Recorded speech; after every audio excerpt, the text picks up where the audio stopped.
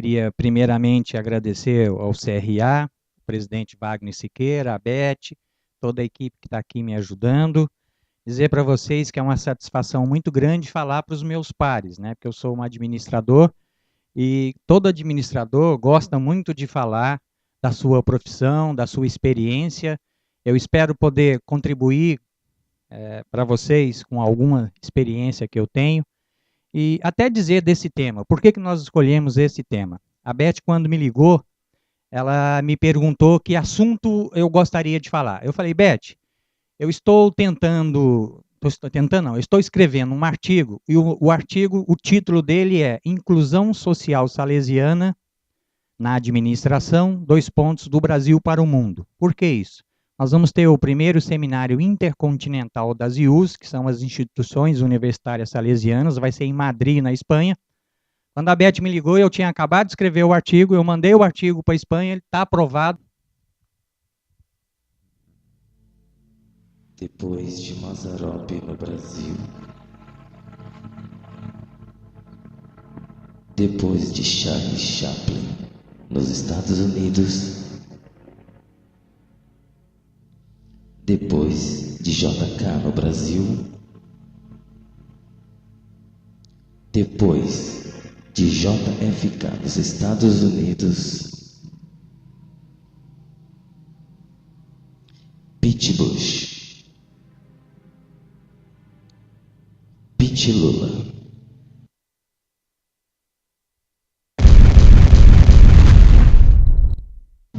Pane, Pane, Pane, Pane, Pane, Pane. Do jeito que você me olha, vai dar namoro. Do jeito que você me olha, vai dar namoro. Quem falou que doutor também não pode cantar? Do jeito que você me olha. Brincadeiras à parte, essa é a palestra que eu faço para os jovens, mas eu queria começar com essa apresentação para dizer para vocês que eu sou casado. A SEC é uma clínica de estética, nós já temos lá um tatuador, nós temos um psicólogo, a massoterapeuta, que é minha esposa, com mais 2 pessoas, e eu estou mudando para Campinas, onde trabalho, e a clínica vai ficar lá, e nós estamos levando a filial para Campinas. Administradora também, coincidentemente, eu tenho 2 filhas com ela. Esse aqui é os meus filhos biológicos, amados, Carolina e João Pedro, eles moram em Curitiba com a mãe, estão estudando, Carolina está terminando o 2º grau, o João Pedro está ainda na 7ª série. Essa é minha filha mais nova, do coração, Rebeca. Essa aqui é a nossa filha mais velha do coração, filha de Cássia, Raíssa. A Raíssa tentou fazer biologia, não deu certo. Depois de um ano estudando em Sorocaba, ela chegou em casa e falou assim, pai, não quero biologia, não quero morar em Sorocaba, quero voltar para Capivari. Ah, legal, filha, você quer voltar para Capivari? E o que você vai fazer aqui? Quero fazer administração no Senec. Eu falei, você não vai fazer administração no Senec nem aqui, nem na chuva. Se você quer fazer administração e quer ser alguém na vida, você vai fazer FGV Online, onde eu dou aula, você vai se qualificar lá. Fazem 3 anos que ela está fazendo o curso da FGV Online à distância, ela está com notas acima de 8,5, e ela acabou de ser aprovada, e ontem não, esse fim de semana eu tive uma conversa com ela e com o marido, que é funcionário da IBM, eles estão tentando e talvez estão indo morar na Austrália e nos Estados Unidos. Ó, que ótimo. Então, coloquei uma administradora no mercado, provavelmente vai dar gente boa aí para frente. Eu comecei a minha vida acadêmica e quando eu morei em Curitiba, eu já dava aulas e trabalhava, eu tinha um café, e lá eu escrevi meu primeiro livro, Administração e Poesia. Depois eu escrevi o TGA Made in Brasil. Por quê? Eu estava dando aula na UFV, na Federal de Viçosa, e um aluno virou para mim, botou o dedo e falou assim, professor Paniago, esse negócio aí de Hawthorne, Shawthorne, Finforne, Poporne, tem nada a ver com o Brasil, nem com a minha realidade de vida. Por que o senhor fica ensinando Taylor, Fayol, essas coisinhas todas? Eu falei, está errado, o mundo é globalizado. Me ensinaram isso, né? Aí eu fui para casa, botei a cabeça no colchão e falei, esse cara tá certo, eu que estou errado. Eu estou ensinando para ele uma teoria dos outros, mastigando uma teoria dos outros. Por que eu não posso fazer uma teoria nossa? Foi aí que eu escrevi o TGA Made in Brasil, em 2006. Em 2006, um cara virou para mim e falou assim, Paniago, esse livro seu daqui a 10 anos eles vão entender no Brasil. 2006, 10 anos, 2016. Em 2013, no dia 25 a 28 de fevereiro, eu vou levar essa ideia para a Espanha, vou apresentar para todas as IUs do mundo inteiro, então consegui, antes de 10 anos, fazer com que essa notícia aconteça e vou mostrar para vocês isso. Depois a minha tese de doutorado foi marketing participativo, que virou outro livro, está aqui o livro, a capa do livro. E o Administração e Poesia eu já publiquei em inglês, o TGA Made in Brasil também já publiquei em inglês, e agora estou publicando também um outro livro que é Administração Tecnológica. Bom, feito tudo isso, essa vai ser a minha apresentação, minha fala aqui para vocês. Espero que não seja chata, que seja legal, que a gente possa trocar alguma coisa. E mesmo que não consigamos trocar isso, eu deixo o meu e-mail, os contatos. É um maior prazer conversar com vocês. Então, nós vamos tocar nesses assuntos aqui. Tá? Vamos começar do início. Se a gente olhar hoje quantos por cento da água do mundo é potável, nós vamos assustar. Se pegar uma garrafa d'água, só a tampinha, 3% da água do mundo é potável. E aqui no Brasil a gente gasta água doidada, acha que a água é infinita. Não é infinito. Nós temos que tomar um cuidado muito grande com o meio ambiente, com responsabilidade social, por isso que eu vim aqui conversar esse assunto com vocês. Depois nós temos uma outra coisa importante, que é o crescimento e inovação. Nunca se falou tanto em distribuição de renda no Brasil, graças a Deus. Eu acho que o Brasil começa a andar no caminho certo, nós precisamos muito disso. Acho que o Brasil tem aprendido muito com os erros, com os acertos, nós estamos evoluindo, nós somos um país hoje bem visto lá fora, nós fazemos parte dos BRICS, nós temos um capital intelectual muito forte nesse país, eu vou mostrar para vocês em números, em várias afirmações. Então, eu acho que nós, brasileiros, precisamos muito da inovação e nós precisamos muito de crescer, mas não só crescer, é distribuir a riqueza. O Delfim Neto falou na época que ele foi ministro que a gente precisava de fazer o bolo crescer, mas o bolo cresceu e não foi dividido. Agora a gente começa a dividir. Isso é importante, eu vou mostrar isso para vocês. Por fim, o item população significa cada vez mais, e isso é um assunto muito sério, que nós estamos envelhecendo a olhos vistos. O Brasil hoje, graças a Deus, está na fase melhor da pirâmide populacional. Nós temos uma população ainda jovem, mas a população velha está crescendo a olhos vistos, ela vai cada vez mais impactar na nossa vida, e nós temos que ter preocupação muito grande com previdência social, com uma série de coisas, gerontologia, cuidados velhos. No Brasil, infelizmente, o velho ainda é tratado de maneira pobre e depreciativa, mas nós temos que mudar esse conceito. Por fim, eu fiz uma palestra recente lá em Campinas para a ANEFAC, onde eu virei diretor, Associação Nacional de Executivos de Finanças, Administração e Contabilidade, e essa palestra falava exatamente sobre governança corporativa. Eu acho que esse assunto vai impactar cada vez mais, não só as grandes empresas, como vai começar a impactar pequenas e médias empresas. Eu acabei de ler uma reportagem na revista da ANEFAC, está aqui comigo, que eu trouxe. Essa revista, inclusive, tem uma reportagem da minha palestra, é a última revista da ANEFAC, e nessa revista já está sendo colocado um assunto que micros e pequenos negócios, daqui a pouco, vão poder operar na Bolsa, abrir o capital, e a gente sabe que só não se investe no mercado de capitais das pequenas e médias empresas porque é caro.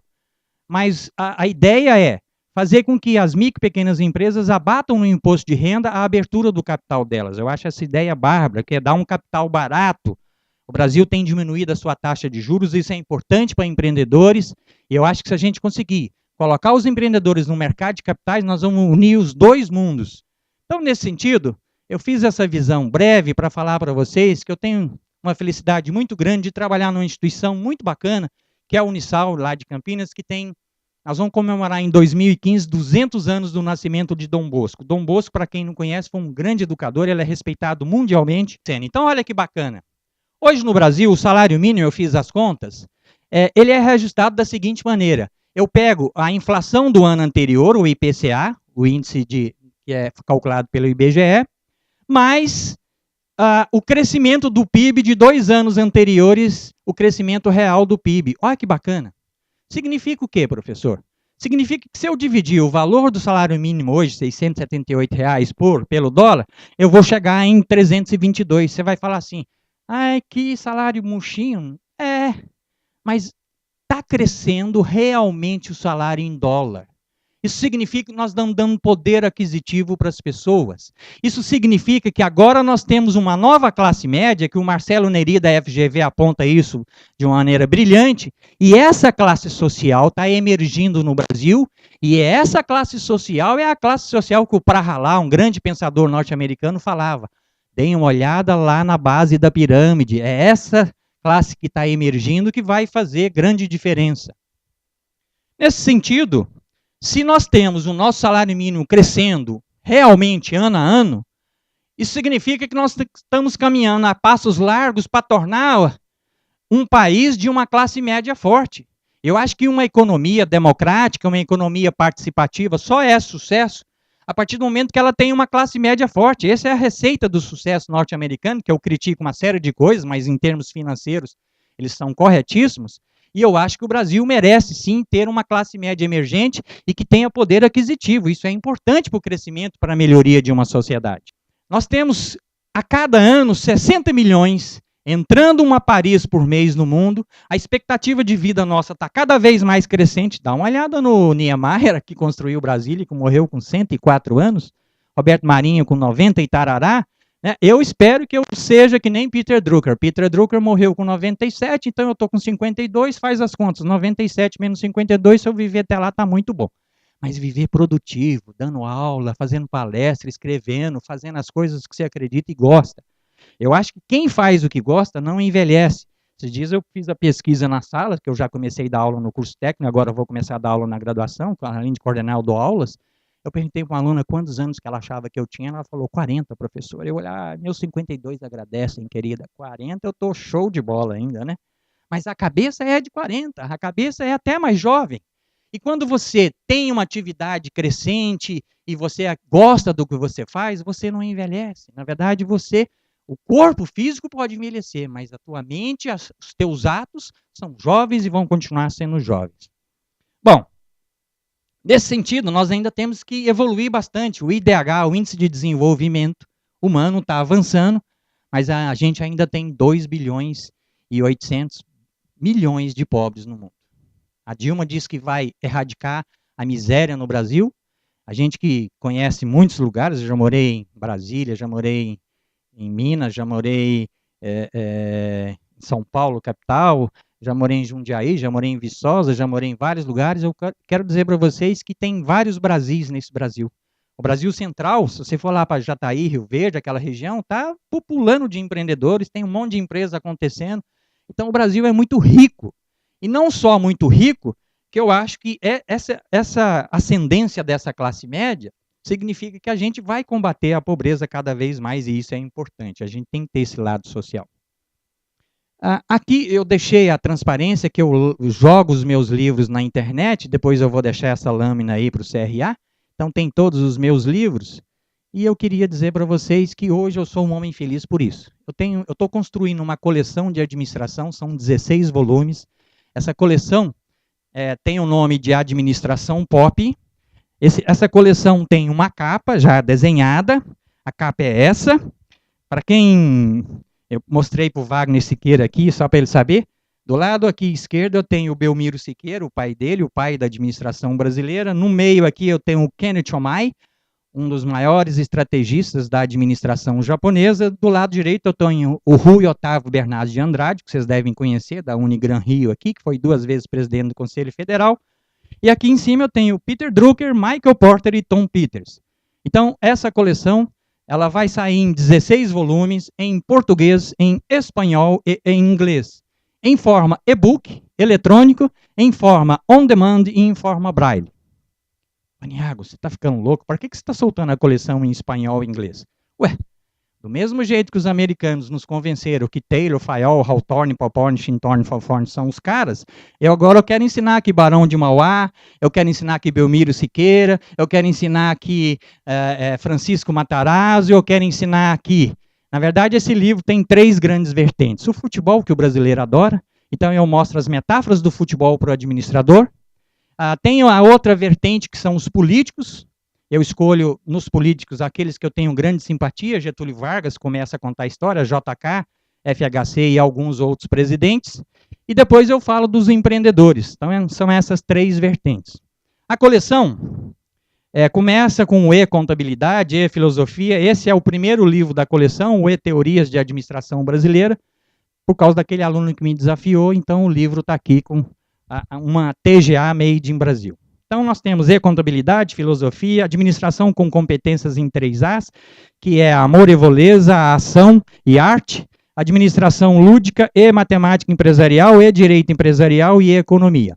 Depois nós temos os livros de formação profissional, E-Teorias de Administração Brasileira, que já está publicado, E-Finanças, que já está publicado no Brasil e lá fora, E-Finanças, E-Marketing Digital, E-Produção e Operações, E-Talentos Humanos e E-Comércio Exterior. E por fim nós temos os livros de formação complementar, E-Empreendedorismo, E-Inovação Empresarial e E-Criatividade nos Negócios. Então esse é o Teorias de Administração Brasileira. Não é fácil publicar uma coleção a várias mãos. Essa coleção tem 18 professores, professores pós-doutores, professores mestres, tenho 2 especialistas. Nós brigamos, discutimos. Agora, recentemente, nós fizemos um contrato entre as partes, direitos e deveres e obrigações. Mas agora a coleção está correta. Eu até vou mostrar a capa nova para vocês. A nova capa é essa. Efetivamente, esses são os profissionais que vão fazer parte da coleção.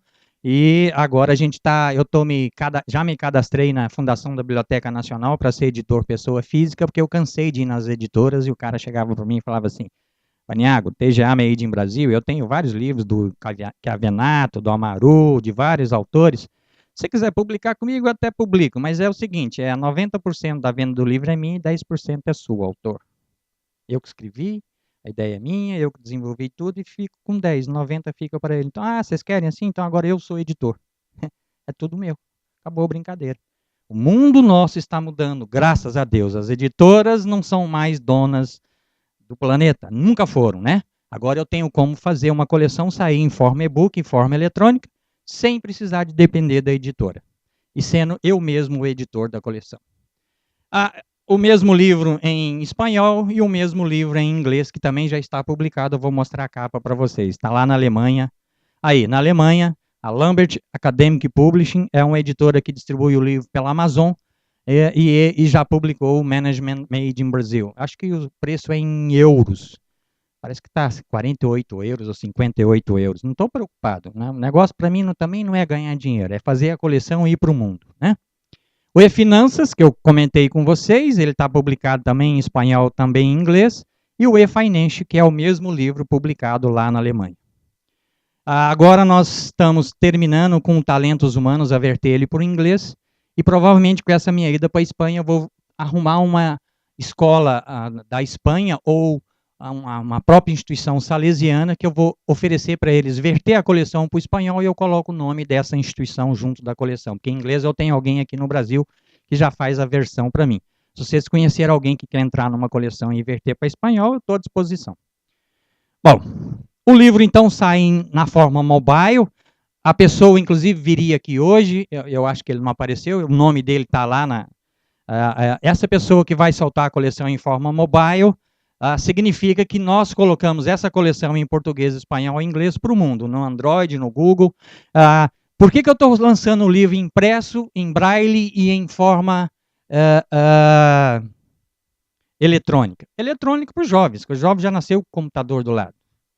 É impressa para nós. Eu simplesmente não tenho paciência de ler o livro em forma eletrônica. E na forma para deficientes visuais, porque eu tive uma palestra de uma pessoa que está desenvolvendo uma pesquisa no CTI, o Centro Tecnológico de Informática, Renato Acher, lá de Campinas, que ela nos disse, a Fabiana Bonilha, que no Brasil nós temos 45 milhões de pessoas com deficiência. Então eu achei que é um público aí interessante de se explorar e de colocar alguma coisa interessante para eles, barato, porque se essas pessoas comprarem o livro em forma eletrônica ou em forma braille, eu queria que isso barateasse para eles e eles tivessem acesso também ao conteúdo. Bom, eu cada vez mais acredito que essa história de capitalismo selvagem, que o capitalismo é a exploração do homem pelo homem, ao mesmo tempo que pode ser uma verdade, também pode ser uma falsa verdade. Por que eu acredito nisso? Eu estava lendo recentemente a revista Veja, acho que vocês, grande maioria, lê a revista Veja, e na revista Veja tinha um professor do INSEAD, em Fontainebleau, uma das melhores escolas de administração da Europa, e o professor Kevin Kaiser disse uma coisa que me tocou bastante. Ele falou o seguinte: se alguém acha que o capitalismo está entrando em crise, agora que o capitalismo vai começar. E aí eu comecei a pensar sobre o que ele estava falando, e eu percebi uma coisa interessante. Eu acho que o capitalismo ele tem que redescobrir, ele tem que fazer uma reengenharia, vamos dizer assim.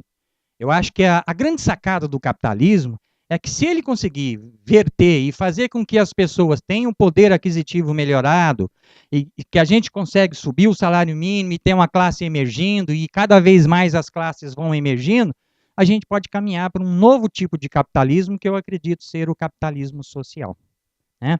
Agora, para a gente chegar lá, eu acho que nós precisamos de fazer a mudança pela educação, não tem outra maneira. Por isso que eu vim aqui dizer para vocês que a grande receita de sucesso é educação, educação, educação e trabalho, trabalho, trabalho.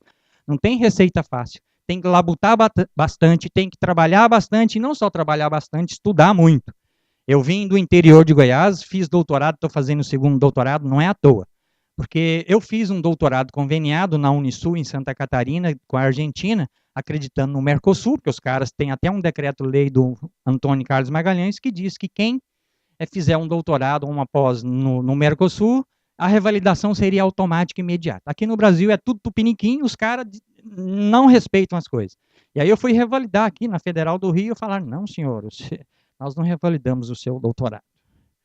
Nós não reconhecemos isso. Aí eu entrei na Justiça, mas como eu quero montar um mestrado profissionalizante em administração, eu comecei um novo doutorado na Unimep, que se eu perder na Justiça, eu já estou no meio do outro doutorado, e se eu ganhar na Justiça, eu chego para a Unimep e falo: agora você transforma meu doutorado em pós-doc, que agora eu quero ser pós-doutor, que agora a mitidez dobrou de capacidade. Mas brincadeiras à parte, gente, não é o título mais não, eu estou querendo fazer isso porque eu quero criar um mestrado, é simples assim.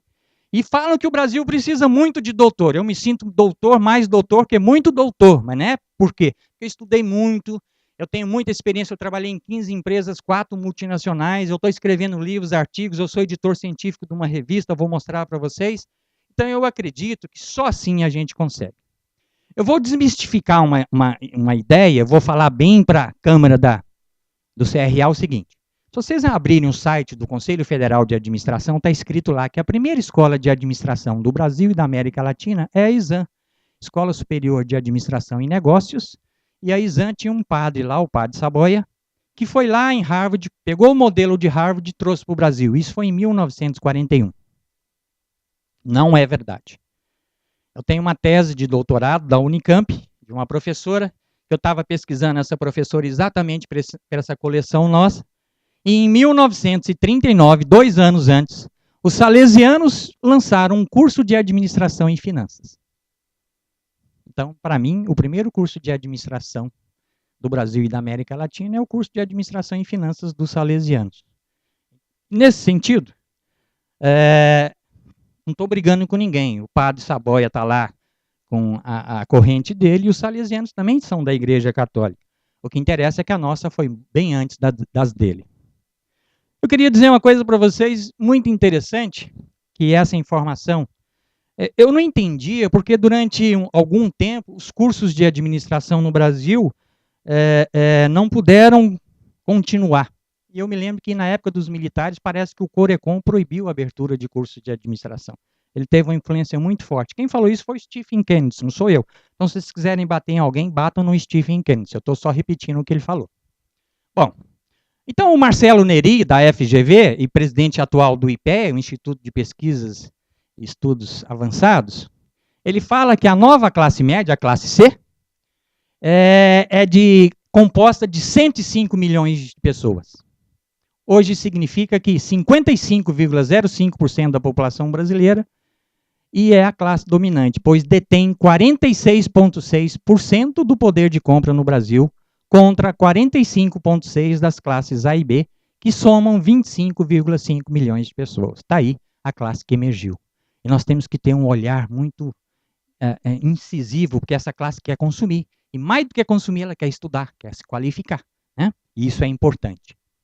Por fim, a Bolsa Família, e aí eu tenho uma crítica a fazer, a Bolsa Família está ajudando 13 milhões de pessoas. Só tem um erro Bolsa Família na minha concepção. Não é só dar o peixe para os caras, você tem que ensinar ele a pescar.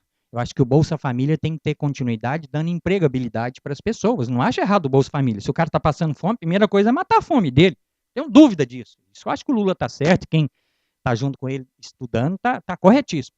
Agora, não dá só para dar grana para o cara e ficar por isso mesmo. Eu conheço muita gente que, se você dá grana e continuar dando grana, ele vicia, não quer nem saber de trabalhar mais.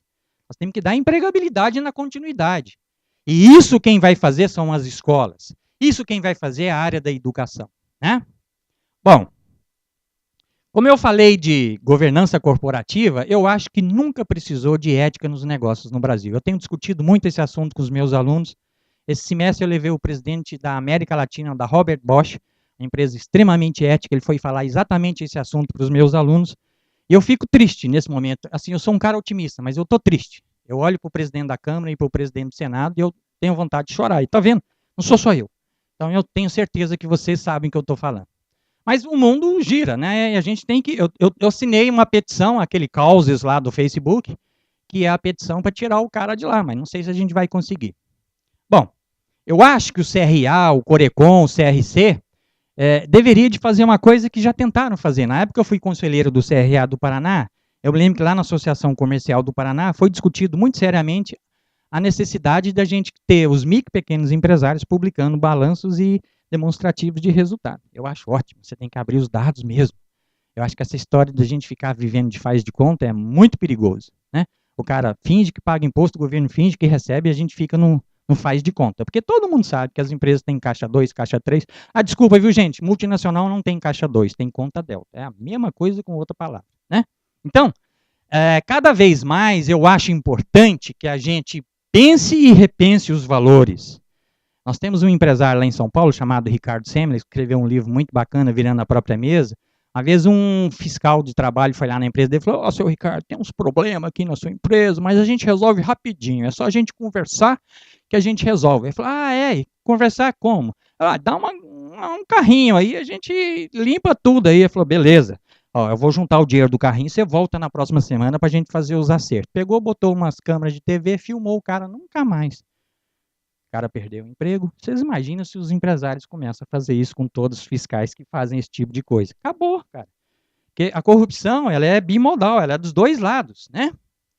Bom, se eu estou falando de capitalismo social, eu acho que o Marcelo Neri, da FGV, e o Kevin Kaiser, do INSEAD, lá na Fontainebleau, na França, na verdade, eles estão na mesma ideia que eu também acho que é isso. Eu acho que o capitalismo agora está emergindo para um capitalismo social. Isso significa que nós vamos ter que ter também administradores sociais. É essa a minha plantinha, sementinha que eu vim trazer aqui para vocês. Se nós vamos conseguir, né? Aí está o folder do primeiro seminário intercontinental, que gerou o meu artigo e que gerou essa palestra para vocês, que já está aprovado, que eu vou estar nesses dias 25 a 28 de fevereiro, lá em Madrid, na Espanha, apresentando essa mesma fala que eu estou tendo aqui com vocês. Então, olha que legal, gente. Se eu começar a pensar o mundo, na verdade, é uma grande aldeia global. E se o mundo é uma grande aldeia global, para mim, não tem profissão mais fascinante que a nossa. Se você olhar nos Estados Unidos, que é considerada a maior potência mundial, 27% dos estudantes são da área gerencial. E no Brasil, hoje, a maior profissão regulamentada é a nossa. Agora, tem administradores e administradores. Tem gente que desce na nossa profissão de paraquedas. Eu falo para minha filha o que eu falo para qualquer aluno. Eu acredito piamente que o bom administrador não necessariamente precisa estudar administração. Não é assim também. Quer ver? Amador Aguiar. Quem é? O cara que fundou o Bradesco. Amador só no nome, que o cara é um puta profissional. Meus alunos, Amador Aguiar estudou em Harvard, na USP, na FEA ou aonde? Professor, eu acho que ele estudou. Não é nada, estudou nada. O Amador Aguiar tinha o 2º ano de primário. E fundou o Bradesco. E hoje é o 2º maior banco privado brasileiro. Mas o Amador não é burro nem idiota. Na hora que o Bradesco cresceu, que a complexidade do banco tomou uma série de coisas, ele foi na USP, na FGV, no Unisal, pegou os melhores administradores e contratou, porque ele não é burro. Ele quer perpetuar o negócio, como qualquer cara que tem tino comercial. Aliás, eu estou proibido de falar uma palavra, eu acho que o bom administrador tem que ter uma coisa, qualquer outra profissão tem que ter, tesão. Aí o presidente do conselho lá de administração do Paraná, que eu era conselheiro, me chamou na sala dele e falou assim, Paniago, o senhor vem aqui falar comigo, o senhor está falando palavrão nas suas palestras? Ô, presidente, eu estou falando palavrão? Sim, o senhor está falando que o administrador tem que ter tesão. Tá bom, presidente, muito obrigado. Próxima palestra que eu fui pelo Conselho de Administração do Paraná, eu fui falar lá, e aí comecei a palestra, falei assim, que o administrador tem que ter um T grande. Todo mundo ficou me olhando. Bom, se vocês quiserem, vocês podem chamar de tino comercial, temperança, mas para mim, no português chulo, é tesão. Acabou, nunca mais o presidente me chamou para falar bobagem. Porque, desculpe, gente, se você não tem tesão, você não vai ser nada em profissão nenhuma. Eu sou fissurado na nossa profissão, eu amo. Aliás, falei para minha esposa esses dias, querida, vamos ter uma conversa séria. Como você chama? Ana Lúcia, eu cheguei para minha esposa assim, vamos ter uma conversa séria. Quando a gente chama, a mulher já fica desconfiada. Que conversa séria é essa? Eu falei, presta atenção, querida. Eu queria te dizer rapidinho, eu tenho uma amante. Ah! Seu mal lavado, as cuecas que eu te lavei esse tempo todo, não sei o quê. Ó! Eu falei, calma, amor, não é bem assim. Não é bem assim o Nentes. Querida, deixa eu explicar. A minha amante chama administração. Aí ela relaxou, né? Então, cada um tem a amante que quer. A minha amante chama administração, né? Agora, eu acho que cada vez mais eu me convenço que o Brasil é a bola da vez. Eu não tenho dúvida disso. Por isso que eu estou escrevendo a coleção em espanhol e inglês. Sabe por quê, gente? Eu fui, ano passado, lá no Equador, na Universidade Politécnica Salesiana, fazer uma palestra de finanças internacionais. Me senti o cara, né? Aí a primeira fala minha foi assim, eu estou aqui e quero pedir excusa a você porque eu me vou falar em portunhol. E aí, pá. Quando eu voltei para casa, comecei a falar em portunhol com a minha esposa. Eu falei assim, para, você não está mais lá no Equador. Eu falei, é mesmo. Deixa eu mudar o pino aqui, né? Que você começa a pensar em espanhol, dormir em espanhol. Uma semana falando portunhol. E daí, eu percebi que lá no Equador, eles não têm nem moeda própria, gente. É dólar. Os caras são cucaracho. Desculpa, não estou falando mal deles. Mas, pô, um país que não tem moeda, não tem autonomia para nada. Se os Estados Unidos entrar em gripe, eles têm pneumonia dupla. O que eu falei? Pô, esses caras estão precisando de muita informação, então vou verter a coleção para espanhol. E para inglês, United States of America, I love you, mas eu também sou um país legal. Eu quero chegar até você. Em vez de você ficar estudando Taylor, Peter Drucker, que eu amo de paixão, estuda Barão de Mauá, Belmiro Siqueira, né? O Guerreiro, que é um grande sociólogo brasileiro, que já escreveu isso lá atrás, eu não sabia que ele tinha escrito isso, está aí no meu livro, O Guerreiro. Olha que bacana, gente. Agora, o cuidado que eu acho. Desculpe a minha crítica em relação a vocês. Eu cheguei aqui no aeroporto hoje do Rio de Janeiro, e aí eu queria ligar. Aí eu fui lá embaixo, perguntei para as pessoas assim, por favor, o senhor sabe onde é que eu compro o cartãozinho de telefone? A moça falou assim, o senhor tem que subir as escadas, segundo andar, lá na loja de livros. Aí eu cheguei lá na loja de livros e falei, senhora, por favor, eu acabei de chegar de outro lugar, eu queria comprar um cartãozinho. Nós não temos. Eu fiquei imaginando, você imaginou Copa do Mundo, o cara vem lá do United States, da Europa, aí chega, não temos. Aí com muito custo eu achei um carinha lá que falou assim, se o senhor for lá no negócio da tabacaria, o senhor encontra. Eu fui na tabacaria também, não tinha. Aí falei, não é possível. Já sei, vou lá no Informações. Cheguei no Informações e falei, cara, eu estou tentando ligar lá para o Conselho de Administração, que eu vim fazer uma palestra de São Paulo aqui, só que eu não estou conseguindo fazer a ligação. Eu queria que você me informasse se esse número que eu anotei do Conselho é o número real ou não. Sabe o que ele falou para mim? Ele teve a pachorra, o cara da informação. Ele virou para mim e falou assim, senhor, nós não temos internet aqui, então não posso dar essa informação para o senhor. Eu falei, o senhor jura que o senhor não pode me dar essa informação? Ele falou, não posso. Não tive dúvida, gente. Ainda bem que eu sou brasileiro e não perco nunca a esperança. Aí eu peguei, subi as escadas, fui na Infraero. Quando cheguei na Infraero, graças a Deus, tinha um senhor de uns 40 e poucos anos, eu falei a minha história para ele, ele pegou o telefone, ligou para o cara e falou assim, informação, o cara está perguntando a informação, você liga para a comunicação, que você não tem internet aí, pede para ela o telefone de CRA e dá para o menino. Eu fiquei feliz. Falei, pô, ainda bem que tem esperança ainda. Tem alguém que tem, né, tutano aqui. Você imagina um gringo chegando aqui, perguntando por informação, fala, não tem internet, fuck you. Show de bola. Então, eu tenho medo dessas coisas, gente. A gente quer fazer Copa do Mundo e Olimpíada, tem que estar preparado. Eu imaginei que eu ia chegar aqui, tinha uma construção de um metrô do aeroporto lá para... Não tem nada. Tá todo mundo com o caráter, achando que é tudo tranquilo. Nós vamos levar fumo, hein? Porque tem uma coisa muito séria. Passou a Copa do Mundo, passou a Olimpíada em 2016, e aí? O que vai ser? Porque não construiu nada, não deixou nada. Aliás, reforma de estádio que não acaba nunca. O dinheiro saindo pelo ladrão. Todo mundo já tinha cantado essa bola lá atrás. Só que ninguém faz nada. Esse é o meu medo. Né? Então, eu estou dando um recado, mas pelo amor de Deus, eu não sou político, não quero ser político e gostaria que alguns políticos fossem lá para aquele lugar. Né? Bom, o que eu acho? Eu acho que mais do que ninguém, o Brasil é a bola da vez, mas nós precisamos de fazer uma coisa importantíssima, que é benchmark. O que é benchmark? Copiar e inovar. Copiar e melhorar.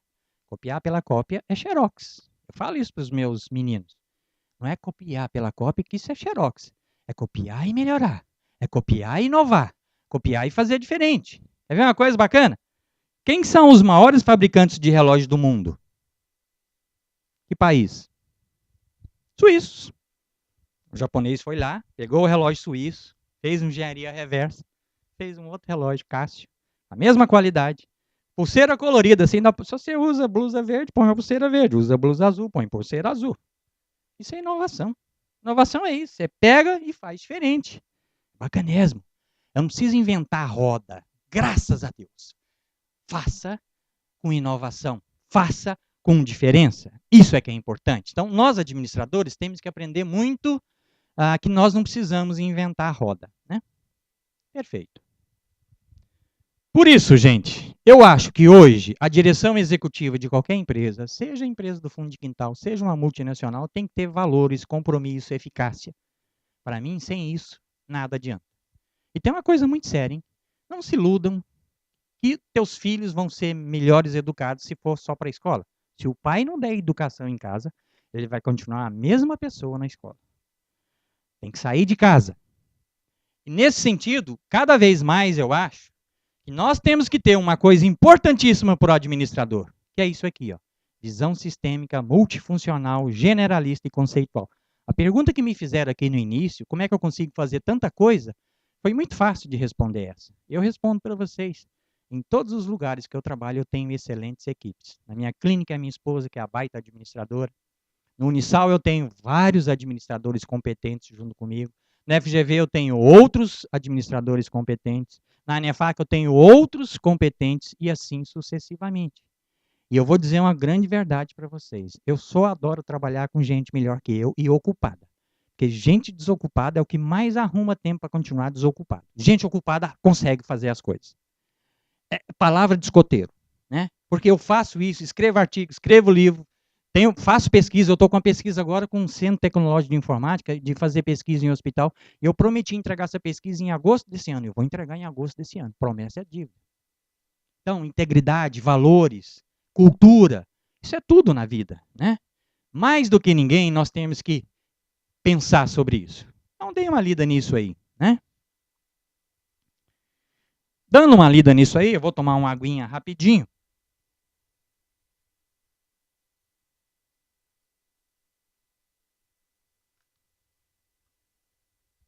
Continuo sendo otimista, mas não exagerado. Eu acredito que nós estamos evoluindo bastante, que o Brasil tem jeito sim, nós somos hoje a 6ª economia mundial e nós temos talentos humanos fantásticos. Por quê? Porque nós já tivemos vários planos, tablitas, conversores, nós já passamos por várias crises e mais do que ninguém, o profissional brasileiro, ele tem uma flexibilidade e uma criatividade que poucos profissionais do mundo têm. Isso nós temos que ter orgulho. Dá para a gente fazer uma seleção de baitas administradores. Quer ver? O presidente mundial da Renault Nissan, japonesa francesa, é um brasileiro, Carlos Ghosn, rondoniense. O presidente do Bank Boston, depois virou Fleet Bank Boston, é um goiano, Henrique Meirelles, que foi presidente do Banco Central do Lula, grande sacada. Então nós temos uma seleção de executivos aí que dão show em qualquer país, gente. Eu não tenho medo, não, né? Então, não tendo medo, eu acabei de lançar uma revista chamada HAL, Revista de Administração do Unisal. Está aí o endereço da revista. Essa revista é uma revista científica, administrador é muito pragmático, ele tem que escrever artigos, escrever ciência, criar coisas. Essa revista está aberta para o grande público, ela é quadrimestral, o primeiro número dessa revista vai sair em abril. Essa revista, ela está lá na CAPES, e eu tenho convicção que essa revista e uma série de eventos que eu estou fazendo vão fazer com que eu chegue no mestrado profissionalizante em administração, né? E lá no conselho editorial da revista eu tenho 4 pessoas de fora do Brasil. Eu tenho a doutora Luísa, de Portugal, do Instituto Piaget. Eu tenho o doutor Marcelo Yanes, do Chile, um grande parceiro nosso lá da Universidade Católica Silva Henriques. Eu tenho o professor doutor César Vasques, do Equador, onde eu fui, que eu comentei para vocês, da Universidade Politécnica Salesiana. E eu tenho o Michel Phelps, dos Estados Unidos, é um consultor, e tem essa empresa de intercâmbio que também faz parte do conselho editorial da revista.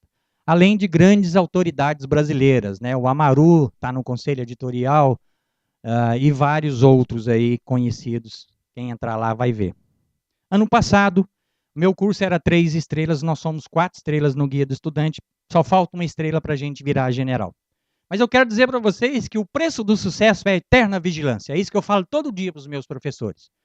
Se nós chegamos quase no teto das estrelas, mais difícil do que chegar é se manter. E agora nós vamos ter que pagar o preço de ter chegado. Porque agora nós somos vitrine. Todo mundo quer meter chumbo na gente. Não tenho dúvida disso, né? E se todo mundo quer meter chumbo na gente, agora que a gente tem que continuar fazendo um belíssimo trabalho e lidar com qualidade cada vez maior. Portanto, eu acho que o CRA deveria fazer o que Harvard, MIT, o Massachusetts Institute of Technology, a Princeton, né? Fazer cursos gratuitos. Eu sei que o conselho faz isso, mas eu acho que o conselho deveria também de desenvolver um mestrado à distância. O Brasil é um país continental. Eu tenho um monte de professor e de profissionais de mercado que adorariam fazer um mestrado, só que ele não pode, não dá, a empresa não permite. E por que a gente tem vários cursos de MBA lacto sensu e várias graduações, e por que não pode criar um mestrado à distância? Desde que você tenha uma instituição séria por trás, a FGV, que está aqui em São Paulo e no Rio, cria um mestrado profissionalizante, eu tenho certeza que vai fazer uma fila quilométrica de gente querendo fazer um mestrado. E eu acho que o conselho deveria ajudar nisso, eu acho que é importante a gente fazer a profissão nossa, ter um mestrado à distância.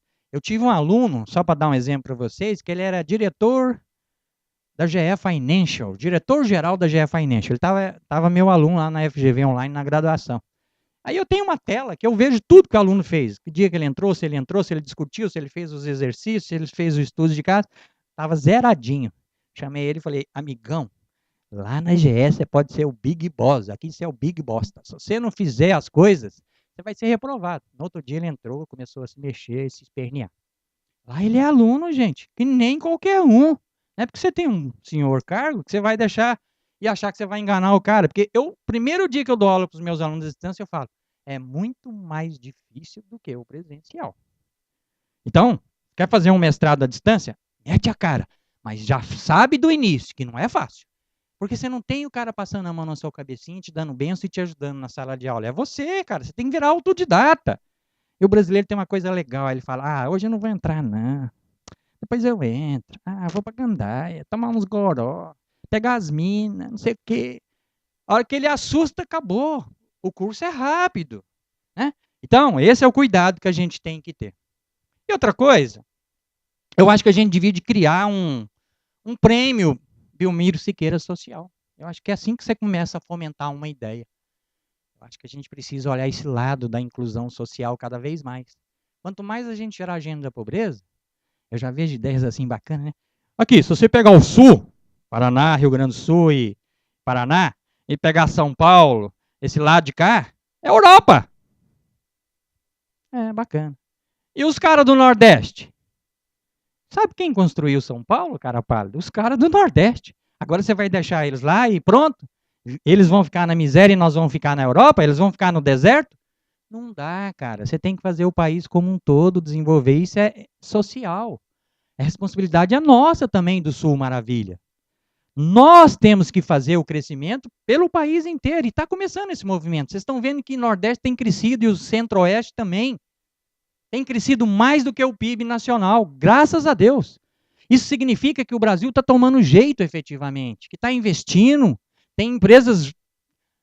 Vou dar um dado para vocês. Eu trabalhei em 2 multinacionais alemãs.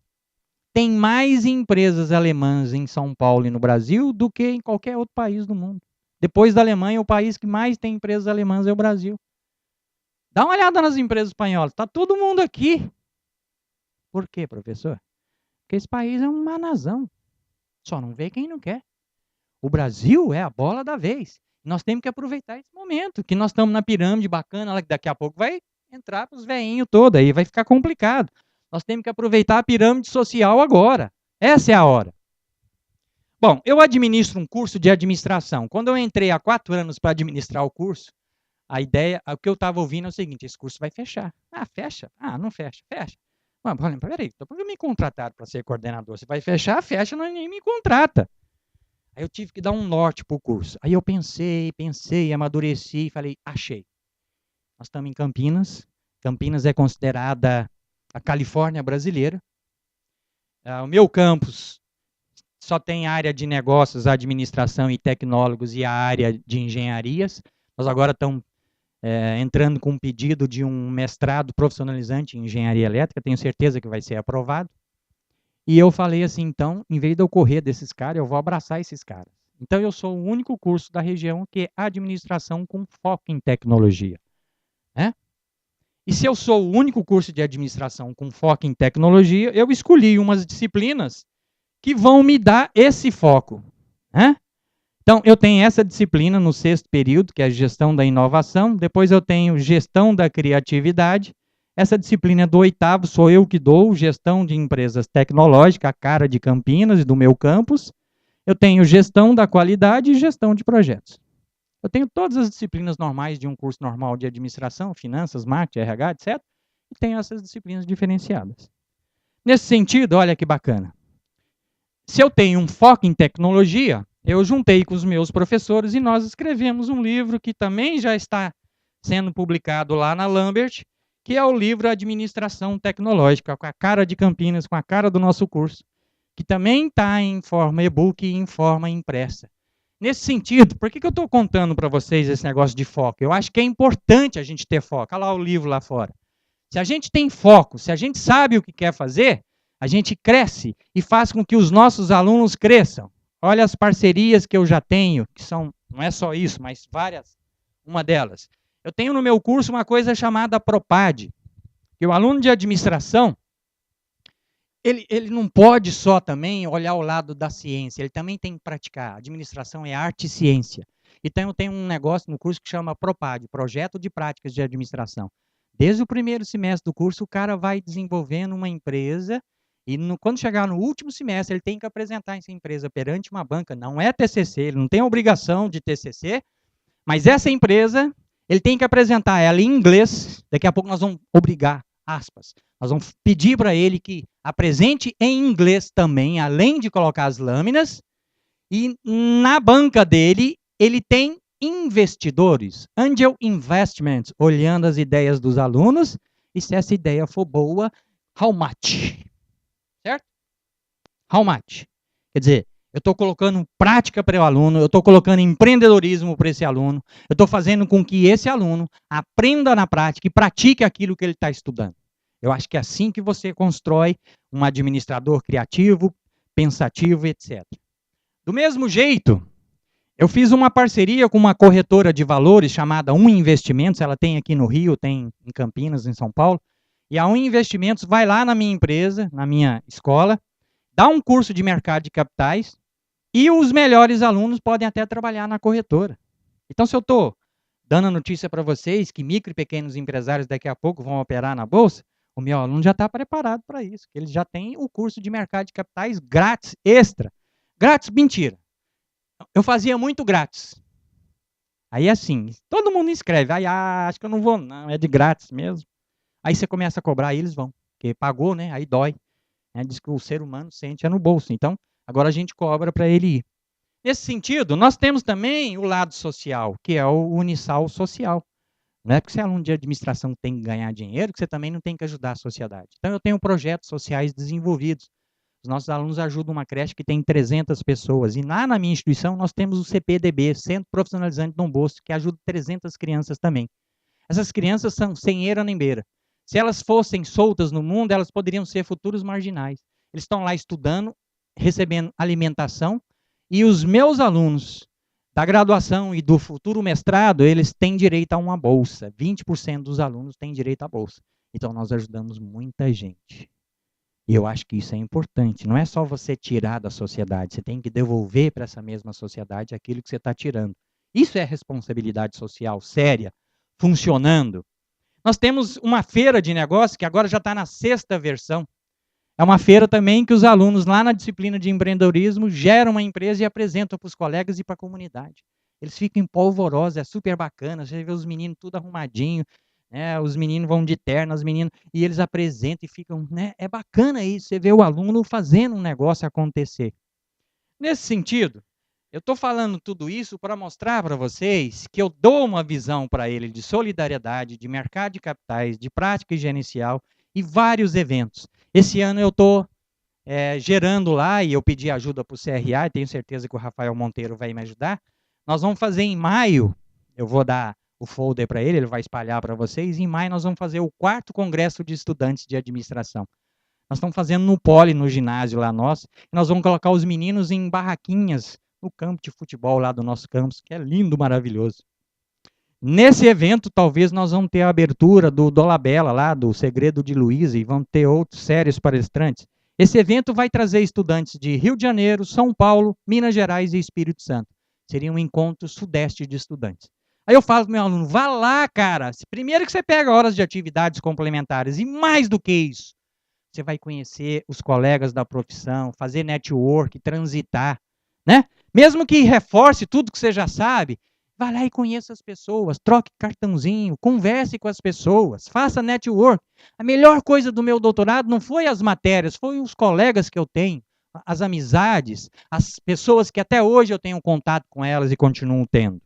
Nesse sentido, se a gente continua tendo, né, mais do que o homem social, eu acho que eu estou desenvolvendo também um homem tecnológico. É essa geração de hoje. Agora, isso tem um perigo. Eu escrevi um artigo lá em Jundiaí, no jornal lá, que eu diz o seguinte, esse fim de ano passado, eu estava lá em casa com os meus irmãos e os meus sobrinhos, e de repente aquele silêncio na mesa, e os meninos estavam tudo conversando no Facebook entre eles, mas a conversa era de dedo. Meu irmão ficou bravo, virou para mim e falou assim, pô, ninguém nessa família fala mais, é um inferno. E ele tem razão, as pessoas estão tendo relações virtuais. E as relações reais? Acabou? Nós vamos viver de Facebook? Vamos viver de LinkedIn? Eu estou em todos, gente. Mas espera aí. Dá um time, cara. A vida não é só tecnologia também, não. A vida é olho no olho, face no face. É ir nos eventos e conversar com as pessoas, pelo amor de Deus, né? Conclusão. Bom, Bolsa Família eu já falei, mas não adianta só a Bolsa Família. Tem que ter Bolsa Família com empregabilidade. Eu acho que isso é fundamental no processo. Deixa eu ver se eu estou na hora. Estou tranquilo. Investimento em educação. Se você olhar o Japão, se você olhar a Coreia do Sul e qualquer país, vou dar um exemplo para vocês que mata o que eu estou falando. Em 1960, o produto japonês da época era o produto chinês de hoje. Hoje, produto japonês, Sony, Mitsubishi, Toyota, são os caras. E como é que eles mudaram o perfil do país? Investindo em educação. Aí, o Japão. E a Coreia do Sul? Se você pegar a Coreia do Sul há 30 anos atrás, tinha o mesmo PIB do Brasil. Hoje o PIB da Coreia deixa a gente muito para trás. Por quê? Investir em educação. Por que vocês acham que os Estados Unidos é a bola do mundo? Porque os caras investem pesado em educação. Gente, não precisa ir longe não, hein? Lá na Argentina, que eu defendi a tese de doutorado, tem mais gente no nível superior, se você fizer a proporção da população com quem está, do que a gente. Você sai na noite de Buenos Aires, O que tem de livraria e neguinho conversando e trocando impressão de livros é fantástico. Senhor, o senhor está querendo dizer o quê? Eu estou querendo dizer uma coisa muito séria. O brasileiro é iletrado. A gente lê pouco. Por que o senhor fala isso? Eu vou provar para vocês. Eu leio Veja, está aqui minha Veja, minha última Veja. Eu leio o Piauí, adoro essa revista, meu irmão de Brasília, professor do UNB, que me deu a dica. A revista Piauí é bárbara. Eu leio o Estadão todo domingo, tomando a minha cerveja, que ninguém é de ferro. Eu leio Exame, está aqui minha última Exame. Eu nem pago mais pela Exame nem pela Veja. Eu pego os bônus do meu cartão de crédito e ponho lá, pingo. Pim! Eu não pago mais. É claro que eu estou pagando, porque se eu tenho crédito lá é porque eu gastei, né? Não sou nenhum idiota. A cada ano que você está no curso superior, você aumenta a sua renda em 10%. Aí sempre tem um engraçadinho. Eu estou desempregado, minha renda despencou. Falei, na média, cara. Tem uns caras que estão 30, tem uns caras que estão menos 20. Deve ser o teu caso. Mas estude. E eu vou explicar para vocês por que isso é sério. Há uns 15 anos atrás, eu tinha um grande amigo, na época do Brasil de inflação pesada, que valia era investir no mercado financeiro. Eu tinha um cara que ele chegou para mim e falou assim, Paniago, eu vou te resumir, você é um grande idiota. Eu falei, por quê? Você fica aí fazendo mestrado, doutorado, tararado, você é um tarado. Eu falei, mas por quê? Não estou entendendo. Olha aqui, eu vendo 2 telefones e um carro, eu ganho mais que você no mês inteiro. Hoje ele está desempregado, eu estou muito bem empregado, um monte de gente querendo me contratar. Quem ganhou? E não estou nem competindo para ganhar, não, gente. Mas você não pode esquecer uma coisa que Peter Drucker já falava lá atrás. A educação é permanente. Eu estou com 52 anos, fazendo o 2º doutorado por necessidade, mas amando. Eu vou na aula do doutorado, meus olhos brilham. Eu adoro fazer o que eu estou fazendo. E depois você terminar o doutorado, pós. Depois o pós-doc, que você vai fazer, professor enjoado? Vou criar a galinha em Goiás, que eu não tenho obrigação nenhuma de te explicar. Se nós, Brasil, inclusão social, trabalharmos com prazer, gente. Esse negócio de falar que trabalho é um fardo, isso deve ser muito cansativo para quem acha isso. Eu me divirto no trabalho. E ainda me pagam. E até bem, viu? Me pagam. Então, isso é bacana. Tesão no que você faz. E investir em educação. Portanto, a receita para mim de sucesso é cada vez mais nós temos que ter novas oportunidades na vida e nos negócios. Para mim, crise é o melhor momento dos grandes administradores aparecerem. Hoje, para minha alegria, eu tenho 2 turmas entrando no início do ano, já estou com 90 alunos, 45 de cada sala, e uma turma no meio do ano.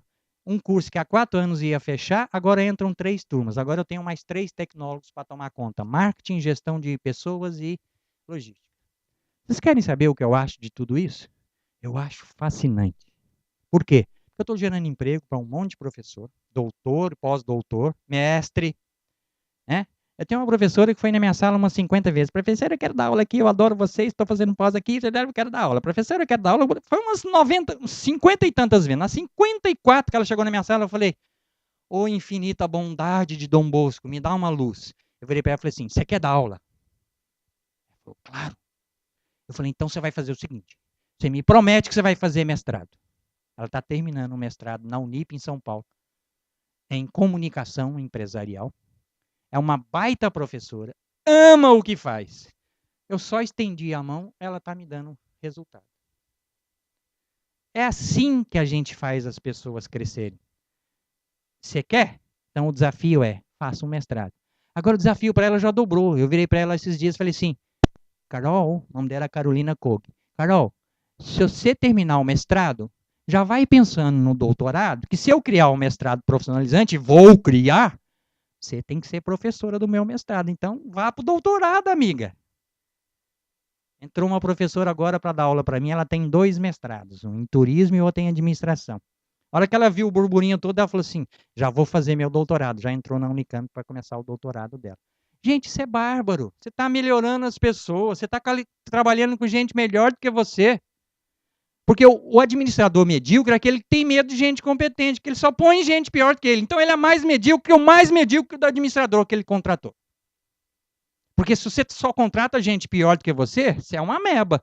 Porque você vai fazer a sua empresa cada vez definhar mais. Eu só gosto de trabalhar com gente que me desafia. Graças a Deus.